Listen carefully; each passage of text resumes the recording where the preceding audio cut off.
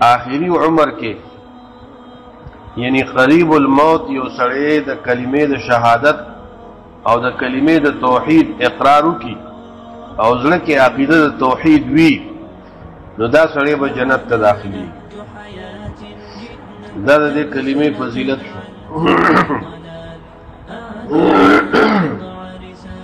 یعنی اخر خاتمه له اعتبار دی. اخر خاتمه د انسان چې صحیح شي نو کامیاب دی. او صرف کلمه په خولې باندې ویل یوازې دا مراد نه دی. امام بخاری وایي وقيل لوهب بن منبه أليس لا إله إلا الله مفتاح الجنة. وهب ابن منبه تا ویل شو چې دا خبره مخکې کتاب العلم کې تیر شوې ده. أليس لا إله إلا الله مفتاح الجنة، آیا کلمه د لا اله الا الله د جنت چابی نه ده؟ نو قال بلا، دوی چې او دا د جنت چابی ده، ولكن ليس مفتاح الا له اسنان، مگر دا خبره ده چې نشته دی هیڅ چابی مگر هغه چابی د پاره غاښونه وي، هر چابی د پاره غاښ وي. فإن جئت بمفتاح، کتا راتګو کو په داسې چابی باندې له اسنان چې داغه غاښونه وي نو فتح لکات ته په دروازه کولو شي. والا او کو داسې چابی نه و، صرف چابی وو اسنان او غاښونه نو لم يفتح لك، تا ته دروازه نه کولاوي. اشاره دې طرف ته ده چې دا خبره صحیح ده چې کلمه د توحید د جنت چابی ده. چابی بغیر د دندانونو نه او د غاښونو نه کار نه کوي. نو د قرنګ دې کلمې د لپاره اعمال دي چې د دې کلمې متعلق سړی زندگی تیر کی، او کوم اعمال چې الله او رسول فرض کړی دي هغه اعمال ادا کی، واجبات او فرایض ادا کی، نه علی به جنت ته داخلي. دا خو د وهب ابن منبه قول له خدا خبره په حدیث مرفوع کې هم راغلی ده، لکه امام بهقي هغه راوړی دی. اگر چې هغه حدیث د امام بخاری د شرایطو مطابق نه دی، د معاذ ابن جبل رضی الله عنه په روایت سره چې هغه کې داسې دي چې رسول الله صلی الله علیه وسلم کله د یمن ته لېږو، ورته وی ته چې اهل کتاب ته ورځې نو تا به د جنت د شابه تپوس کوي. نو فقل ورته ووایه شهادت ان لا اله الا الله ولكن مفتاح بلا اسنان، فإن جئت بمفتاح له اسنان فتح لك وإن لم يفتح لك. مطلب دا دی چې هر چابی هغه د پاره غاښونه وي. نو صرف کلمه په خولې ویل نه دي بلکې د کلمې مطابق زندگی تیرول. وبه قال حدثنا موسى بن اسماعيل قال حدثنا مهدي بن ميمون قال حدثنا واصل الأحدب عن المعرور بن سويد عن أبي ذر قال قال رسول الله صلى الله عليه وسلم اتانی آتن، رسول الله صلی الله علیه وسلم فرمایل چې ما ته یو راتلون کې راغی. دا څوک دی؟ جبرئیل علیه السلام. من ربی، د رب د طرفنا. فاخبرنی، نو ما ته خبر راکو. او قال بشرنی، یا رسول الله داسې فرمایل چې ما ته زیر راکو. په کومه خبره باندې؟ انه من مات من امتی، چې یقینا هغه څوک چې وفات شي زما د امتنا او لا یشرک بالله شیئا، الله سره شرک نی کړي، نو دخل الجنه، دا سره به جنت ته داخلي. دې ځنه ترجمه امام بخاری مطابقت د ترجمه سره ده چې کلمه د توحید وای او شرک نی کړي دا سره به جنت ته داخلي. قلت ابو ذر سے وای چې ما وې وان زنا وان سرقا، اگر کدی سړی زنا کړي وان سرقا او غلا کړي وي نو بیا هم جنت ته داخليږي. قال وان زنا وان سرقا، رسول الله صلی الله علیه وسلم فرمایل که زنا او غلا یې کړي نو هم به جنت ته داخلي او چې کلمه د توحید وي او شرک یې نه کړي. دا حدیث بخاری کې نه کرا تراغلی مکررات نه دي. اوس دلته کې وان زنا وان سرق دا دواړه ګناه کبیره ده او ګناه کبیره باندې سړی جهنم ته ځي چې توبه نه باسي او په دې ګناه کې مړ شي. نو جواب دار چې دخول ته جنت چې دی یا خو الله رب العزت په دا ګناونه د معاف کړي په توبه سره یا نور داسې اعمال سره چې سره به دا ګناونه معاف شي او دې به جنت ته اولن داخل شي او که اولن نی نو ثانیاً به داخليږي جنت ته. ثانیاً دا معنی چې د دې ګناهونو سزا به وخوري په جهنم کې او پس د سزا نه بیا جنت ته داخلي. اوس د دې حدیث د بل حدیث سره ظاهرا یو تعارض راځي. دغه حدیث کې مشکات کې او نورو کتابونو ټولو کې راغلی دی چې لا یزنی الزانی حين یزنی وهو مؤمن. حدیث کې راځي رسول الله صلی الله علیه وسلم فرمایي زنا نه کوي زنا کوون کې کله چې دې زنا کوي په داسې حال کې چې دې مؤمنی یعنی چې ایمان پکې وي نو زنا نه کوي. نو حدیث نه دا معلومیږي چې زناکار نه ایمان اوچتیږي او دارنګې د غل نه سرقه چې کوي غلا چې کوي. نو دې حدیث نه دا معلومیږي چې زنا او غلا چې دا معنی د دخول د جنت ایمان دی اوچتیږي او حدیث مذکور نه معلومیږي چې معنی نه دي. نو محدثین دا غي تطبیق داسې کوي چې دې حدیث کې زنا او غلا چې دا مقابل د شرک دی نو دې وجه نه دا سپک ښکارا کوي چې شرک جرم عظیم دی. انه من مات من امتي لا يشرك بالله شيئا دخل الجنه. د شرک په مقابله کې زنا او غلا چې دا ګناهونه دي کبیره دي خو لیکن دا غي په مقابله کې واړه دي. او انت کې لا یزنی الزانی حين یزنی د ایمان په مقابله کې دي. د ایمان په مقابله کې دا خطرناک حسابيږي هغه خطرناک وګڼل دیو جن انت کې نفي وکړه او دلته مقابل د شرک دي. وبه قال حدثنا عمر بن حفص قال حدثنا أبي قال حدثنا الأعمش قال حدثنا شقيق عن عبد الله رضي الله تعالى عنه قال قال رسول الله صلى الله عليه وسلم. شقيق روایت کی دا عبد الله بن مسعود رضی اللہ عنہ نا قال عبد الله بن مسعود رضی اللہ عنہ فرمائی کہ رسول اللہ صلی اللہ علیہ وسلم فرمائلی دی من مات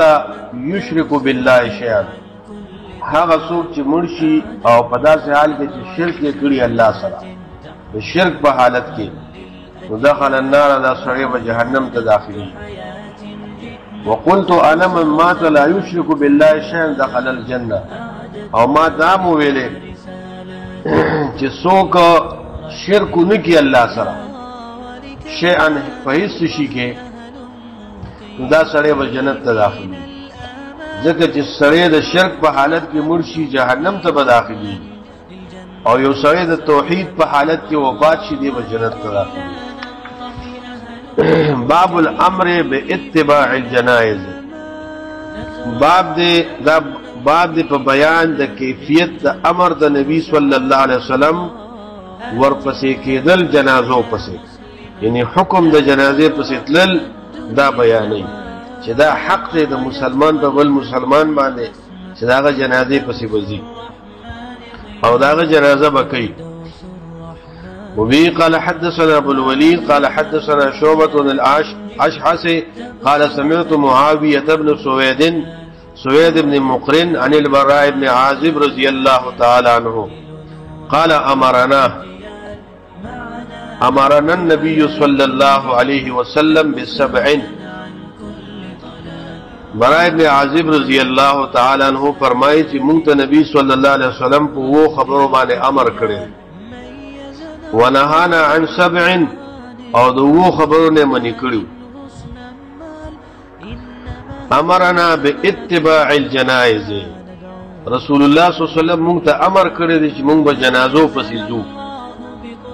باب سره مناسبت پدې کې دی. امرنا باتباع الجنائز. دویم دا امر د رسول الله صلی الله علیه وسلم عام دی، وجوب تا او استحباب دواړو ته شاملېږي. کله وجوب د پاره راځي، کله استحباب د پاره راځي. وعیادة المریض او بیمار پرسی د بیمار کول. واجابة الداعی او د داعی د دعوت کون کی دعوت قبل اول. ونصر المظلوم او د مظلوم انسان ظلم په شوی داغه مدد کول. وابرار القسم او پورا کول د قسم. مثال په تور سره چا قسم وخورو ناغه و پورا کې، لکه یو سره تا ته و چې زما د قسم چې دا کار پکې، زما د قسم چې دا ډوډۍ دا خوراک پکې، نو کو چېرته هغه ته نه خوري نو بیا خو هغه حانس کی. د مسلمان قسم پورا کول. ورد السلام او سلام واپس کول. سلام در باندې څوک واچي دا غي جواب کول وعلیکم السلام. وتشمیت العاطس او پرنجی کون کی د پرنجی جواب کول. فیرحمک الله سرا. ونهانا او رسول الله صلی الله علیه وسلم من کړو مونږه ان انیت الفزه د لوخو د سپینو نام د سپینو د لوخو نه من کړو. سپینو زرو کې خوراک کول منل. وخاتم الذهب او دارنګي هغه ګوتما د سرو زرو. والحرير او من کړو مونږه د ریخمونه. ودیباج حریر یو قسم ریخم دی، دیباج بل قسم دی. والقسی قسی منصوب الى القصد، دا یو کلی دی دا مصر کې دا یو کلی دی قص. دا هغه ځای نه به دا کپړې راتلې ریخمو جوړې به وي منقشې به وي، هغې ته منصوب دی. والاستبرق استبرق دا بل ریخم دی، غټ ریخم پیړ ریخم. د ریخمو ټول اقسام دا د نارینهو دپاره منې دي، نارینه به دا لباس نه اچي. اما جنت کې به الله پاک ورکوي ویلبسون من سندس و استبرق، دا به اغوندي. دنیا کې په نارینهو باندې دا حرام دي او زنانو دپاره جایز دي.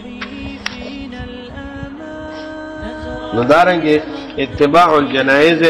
حق بیان کو چې دا به کې. وبه قال حدثنا محمد بن أبي سلمة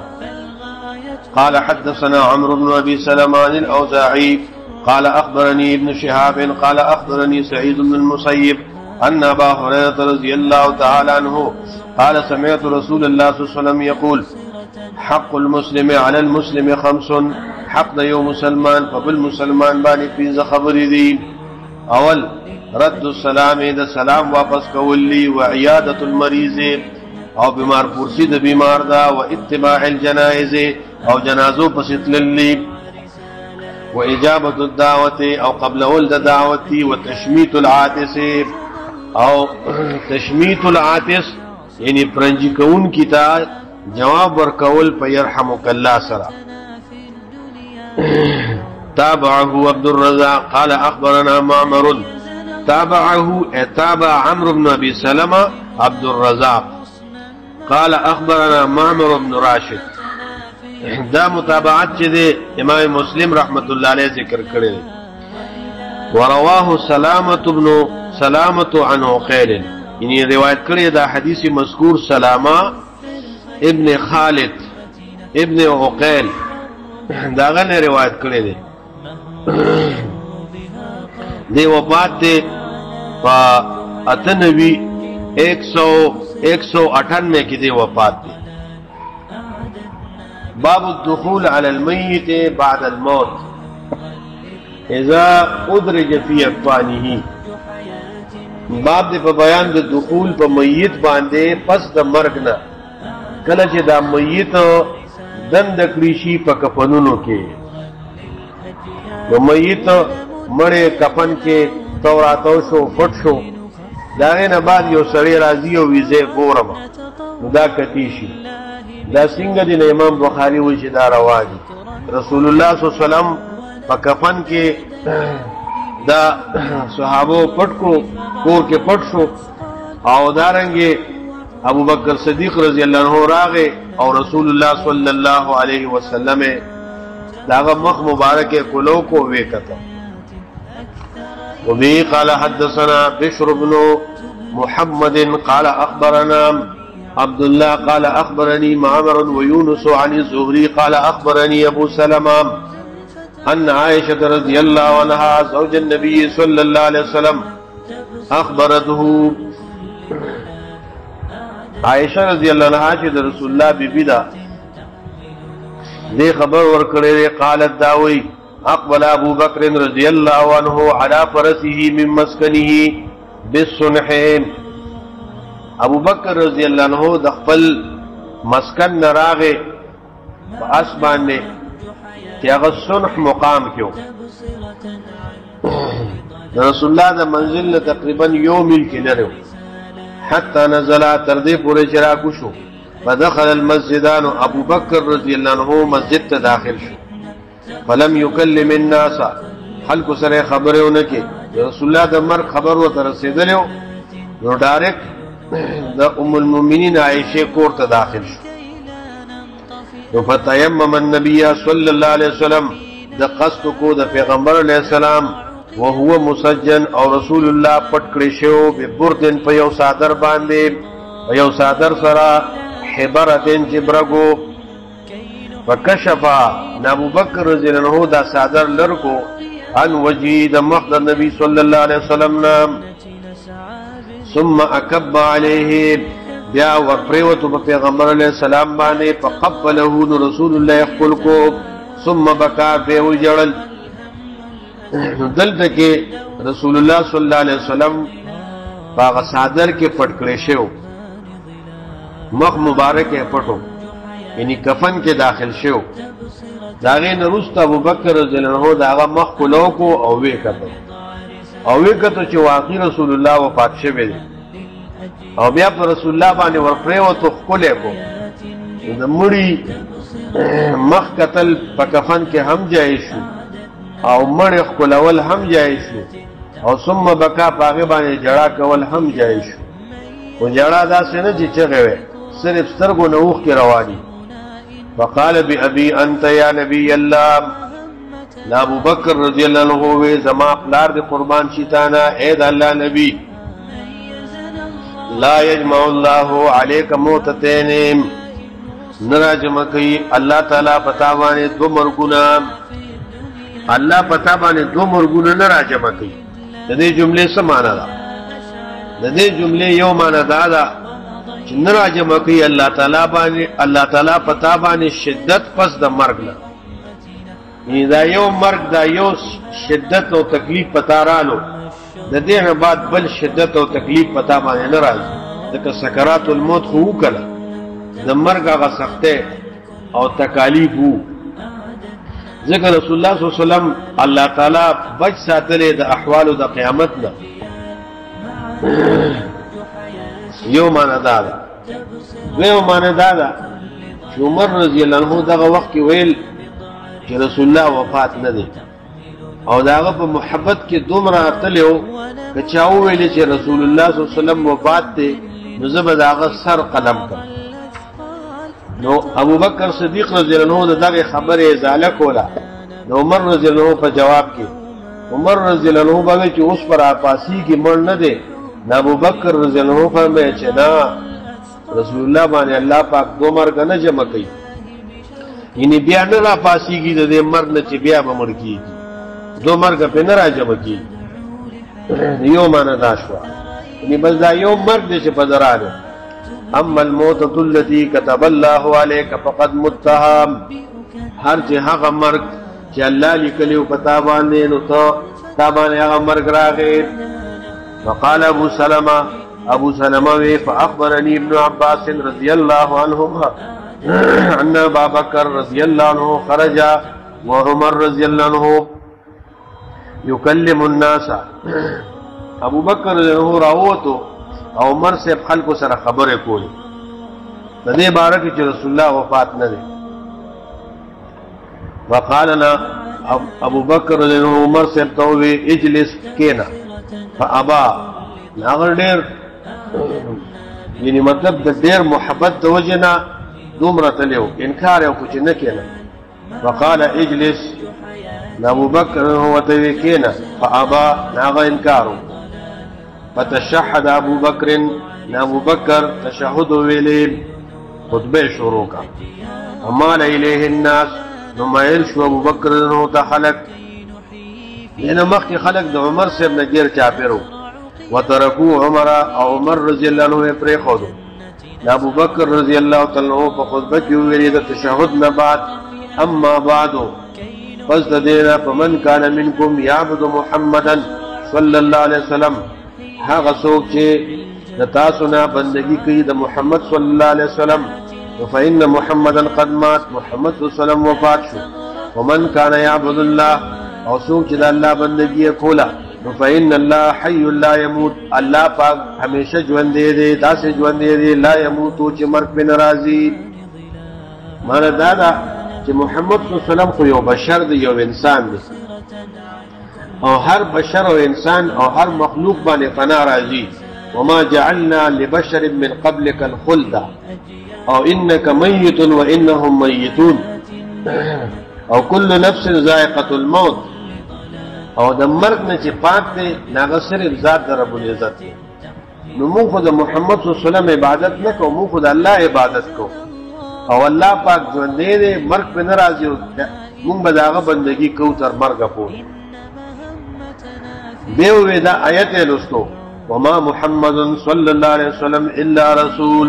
قد خلت من قبله الرسل تر الى الشاکرین پورے. دا سورت آل عمران یوسل سلور سلوی آیات ادغه خطبه کې ابو بکر صدیق رضی اللہ عنہ لستو او وی فرمیل والله دا آیت چولستو والله قسم پا اللہ راوی وی لکا ان الناس گویا کہ خلق لم یکونوا یعلمون نپویدو ان اللہ انزل الآیہ چی اللہ دا آیت نازل کرے دے. خلقو نے بالکل دا آیت ہیرو دماغو کی سوچ کے دا چانو زکا دیر دا غم حالتو دا رسول اللہ غلط شخصیت عظیم انسان چی دنیا نا رخصتی گی دا وقت دا صحابو سا حالتو داغینا ہر سہیرو غم کیو فکر کیو سوچ کیو. نو د صحابو حوصله داسې خراب شوی دغه وخت کې چې هغه دا پته نه لګیږي چې دا آیت قران کې دی. حتی تلاها ابو بکر تر دې چې ابو بکر رضی الله عنه دا آیات ولستو فتلقاها منه الناس نو واغست دې آیات لرا د ابو بکر نه خلقو یعنی خلقو بیا دا آیات د خلقو په خلو باندې جاری شو. صحابو باندې دا آیت ناشنا ولګیدو او دا یو مرهم پټه و داغي د زړونو چې ابو بکر نو په دې آیات سره په خپل خطبه سره داغي په زړونو باندې یو پټه و لګول. فما يسمع بشر الا يتلوها نبو اورې دې کېدو د هیڅ انسان نه مگر لوستل دا آیت هر یو انسان په خپل باندې دا آیت جاری و. باب سره مناسبت واضح هغه دا چې مړی کفن کې پټم کړی شي دا غي نه بعدم سره کتیش دومره چې د مړی قتل فرض نه دی. بعض خلکو ته نه فرض جوړ کړی چې خامخا په قبرستان کې کیږي چې تر اول تر اخره پورې کس نی قتلې ناغه پورې بده نه دفن کی او د جنازه بنو چتی دا طریقه هم صحیح ده. وی قال حدثنا يحيى بن بكير قال حدثنا الليث عن وقيل عن ابن شهاب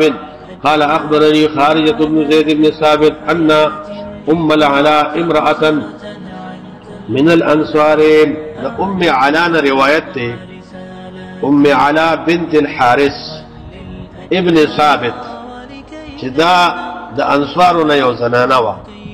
بایعت النبي صلی الله علیه وسلم دې د رسول الله سره بیعت کړو اخبرته دې خبر ورکړي انه اقتسم المهاجرون چې مهاجرین چې کوم د مکې نه هجرت کړو دا تقسیم شو قرعه قراندازه کې یعنی په قراندازه کې تقسیم یې کړي دا قراندازي واچول چې دا سړی بد چا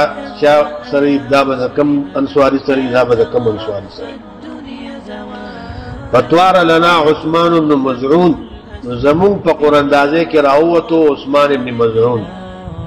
فانزلناه في ابياتنا زمون راوستو چاله را عثمان بن مزعون لرا په خپل کورونو کې مولزه ورکو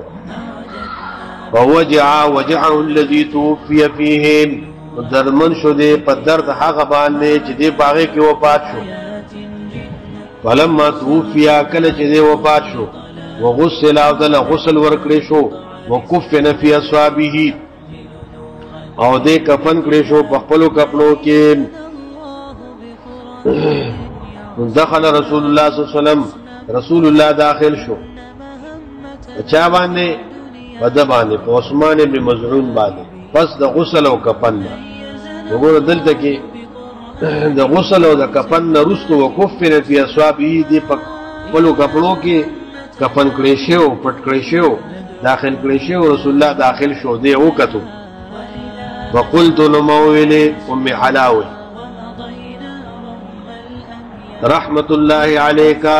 ابو الصائب رحمتنا ذا الله دي پتا باندې اے ابو صائب دا اسم کنیه دا عثمان بن مزعون وشهادتي عليك زما گواہی دا پتا باندې لقد اکرمک الله الله ستا عزت کړی دې ان ته الله جنت ته داخل کړي فقال النبي صلى الله عليه وسلم رسول الله ورته وما يدريك تا ته سپت لګي د غیب خبر ورکه د قیامت د حالاتونو ته خبره چې ان الله اکرمه چې الله د عزت ورکړي او د جنت ورکړي فقلت موي بابي انت يا رسول الله زما پلار دستانه قربان شه د الله رسوله چې دل الله عزت ورنکي نو پمن یکرمه الله سوک ته هغه کس چې الله بول عزت ورکي ځکه دا متقی انسان دی د رسول الله رضاعی رورو او د نبی علیہ السلام سره هجرت کړو او په اولنو اصحابو د رسول الله کې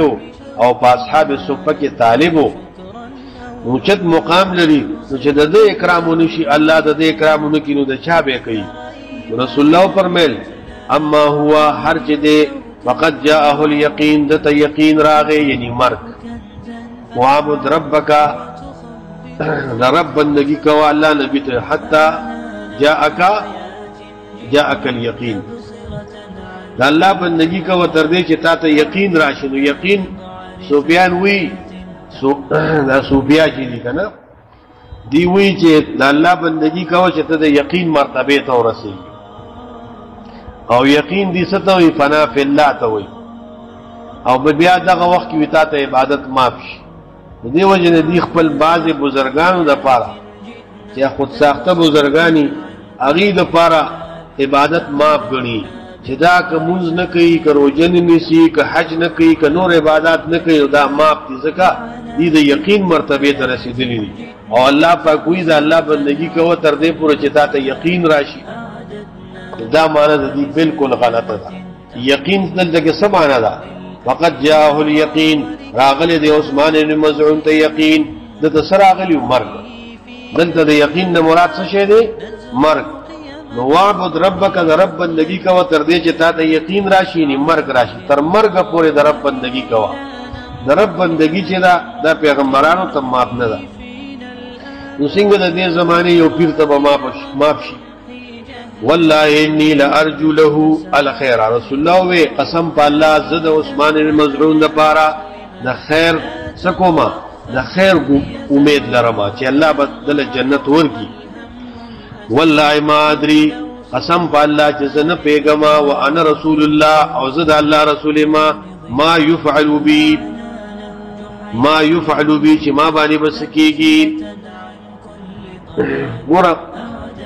د الله د نبی د انبیاء علیهم السلام نظر د الله په لوی او کبریا باندې او د الله خوف په دومره غالب وو چې هغه به داسې کلمات وي چې وانا رسول الله زه د الله رسول ما ته پته نه لګي چې ما باندې وسکی حالان کې دا یقیني خبره ده چې انبیاء علیهم السلام ټول جنتیان دي نو د پیغمبرانو نظر د الله په جلال او لوی باندې او خوب باندې وي ځکه د قیامت پر ورځ باندې به هر پیغمبر نفسي نفسي आवाज کوي نو قالت ام علاوی فوالله قسم بالله لا ازکی احدا زو تزکیه نکوما د هیچا بعده پس د دینا ابدا شریب عثمان بن مظعون بارکه چې مووی چې الله استا عزت کړي او رسول الله منه کوم چې داسې موه پته نه لګي د هیچا نو دینا بعد زه چا تزکیه نکو ولا ازکی علی الله احدا تزکیو کې دی وجنه ذالکا چې ولا ازکی علی الله احد الله ته نور سپارم ظاهری زما دغه یو چا بارکه بداوي چې زه په د خیر ګمان کوم چې ان شاء الله دا سړی نیک سړی دی او امید لرم چې الله به بخلی او یقین سره دا نشي ویل چې دی به خامخا جنتی وي ځکه ولا ازکی علی الله احد نور باطن علم خو الله سره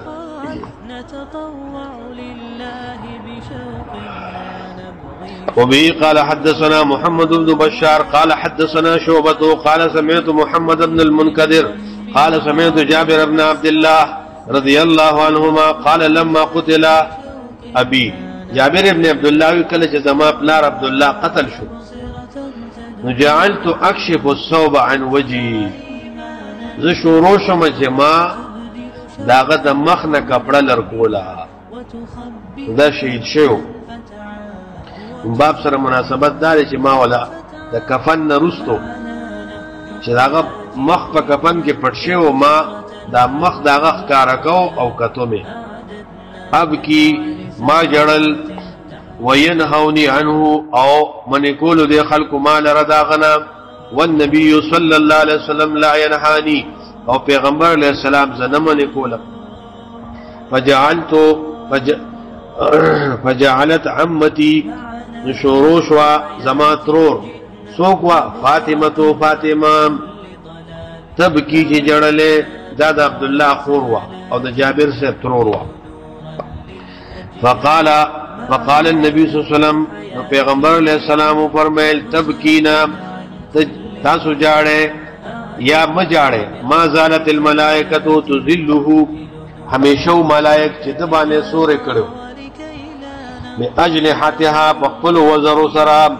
حتى رفعتموه تر دې چې تاسو ملائک اوچت کړل ملائک تاسو اوچت کړل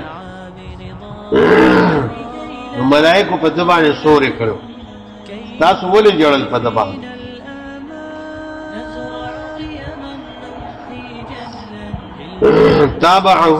تابع شعبة عبد الملك ابن عبد العزيز ابن جريج متابعات ده کړی دی قال اخبرني ابن المنكدر سمع جابر رضي الله عنه